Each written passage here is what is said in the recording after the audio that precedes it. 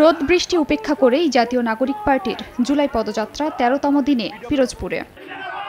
রোববার সকাল ১১টায় দলটির কেন্দ্রীয় নেতারা পিরোজপুর সার্কিট হাউস থেকে পদযাত্রা শুরু করে। এরপর শহরের বিভিন্ন সড়ক প্রদক্ষিণ শেষে শহীদ মিনারে এসে পথসভায় মিলিত হয়। সেখানে সংক্ষিপ্ত পথসভায় অংশ নেন নেতারা। এ সময় বৃষ্টি মাথায় নিয়েই এনসিপি আহ্বায়ক নাহিদ ইসলাম বলেন, কেউ কেউ শুধু ক্ষমতা চায়, কিন্তু বিচার সংস্কার চায় না। বেশি শক্তির ব্যবহার করে আর কেউ ক্ষমতায় আসতে পারবে না বলেও মন্তব্য করেন তিনি। গণঅভ্যুত্থানের পরে আমরা একটা সরকার পাইছি, সকলে মিলে আসুন এই সরকারকে সহযোগিতা করি এবং দেশটাকে নতুন করে গড়ে তুলি।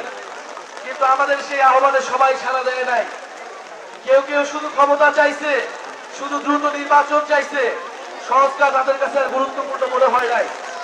কিন্তু আমরা বলছি সংস্কার লাগবে এবং এই আওয়ামী লীগের বিচার লাগবে এবং একটা নতুন সংবিধান লাগবে।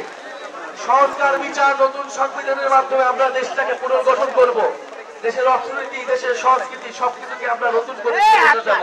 চাঁদাবাজ দুর্নীতিবাজদের রুখে দিতে গণঅভ্যুত্থানের শক্তি এখনো রাজপথে আছে বলেও হুঁশিয়ারি দেন নাহিদ ইসলাম। জুলাই গণঅভ্যুত্থানে হয়তো আমাদের সাথে অনেক দলবদ্ধ ছিল, কিন্তু দেশের সংস্কারের পক্ষে আজকে যদি কেউ না থাকে, আমরা যে তরুণরা রাজপথে নেমেছিলাম, আমাদের আহ্বানে যারা আপনারা নেমেছিলেন, আমাদের আহ্বানে যারা এসে শহীদ হয়েছিলেন, তাদের প্রতি আমাদের দায়বদ্ধতা আছে।